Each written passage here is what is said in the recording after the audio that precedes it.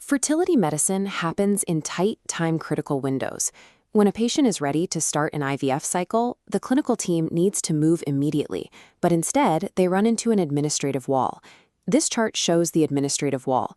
The average physician handles 39 prior authorization requests per week.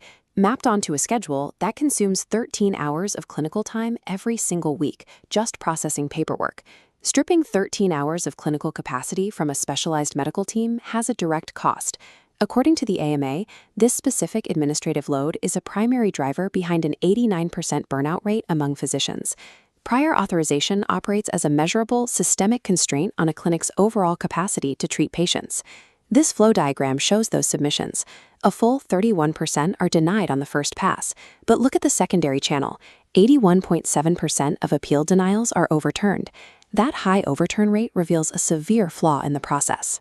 The majority of these first-pass denials are medically incorrect, and the practice is forced to fight to get the payer to admit it.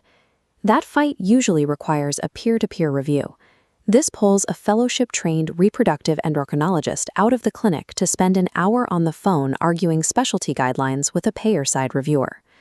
According to the same AMA survey, only 15% of physicians believe the reviewer on the other end is actually qualified. The current appeal structure requires highly specialized experts to spend hours correcting basic payer mistakes, pulling them away from the patients who need their expertise.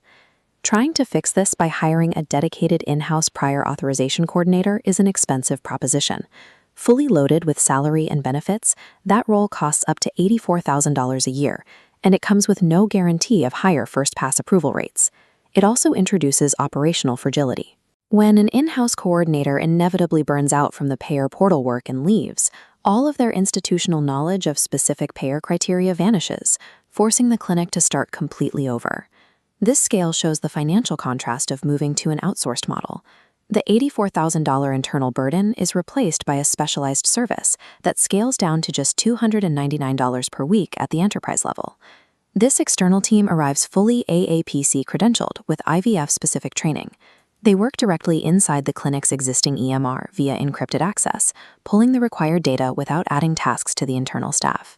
Clearing the prior authorization bottleneck requires moving away from heavy, unreliable internal overhead and plugging into an external system built specifically for scale. That scale is achieved by integrating specialized technology into the workflow, starting with automated data extraction straight from the patient's chart. The architecture splits a raw patient chart into two processing streams. AWS Bedrock handles clinical reasoning for patient history, while Google Vertex AI classifies lab documents. These streams combine to automatically draft a payer-specific medical necessity narrative, complete with exact clinical citations. This automation handles roughly 80. Pairing AI extraction with expert human oversight produces highly accurate first-pass documentation, stripping away incomplete paperwork that gives payers an excuse to deny care. The urgency to adopt this system is driven by sheer volume. Fertility medicine is expanding rapidly, creating a massive surge in required authorizations. This chart tracks that growth using SART data, showing the total number of U.S. IVF cycles peaking at nearly 450,000 in 2024. At the same time, new regulatory pressures like the CMS 0057F mandate are compressing payer decision windows, down to exactly 7 days for standard requests, and just 72 hours for expedited ones. When you combine 500,000 IVF cycles with rigidly tight turnaround windows, manual status monitoring and appeal scheduling become impossible for a traditional office staff to maintain. Relying on manual processing under these conditions guarantees that practices will miss tight appeal windows, leaving perfectly valid revenue sitting uncollected.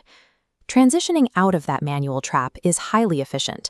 Most practices can implement an outsourced workflow and go live in just 5 to 10 days. The infrastructure meets strict security standards, backed by a SOC 2 audit, ISO certification, and full HIPAA compliance.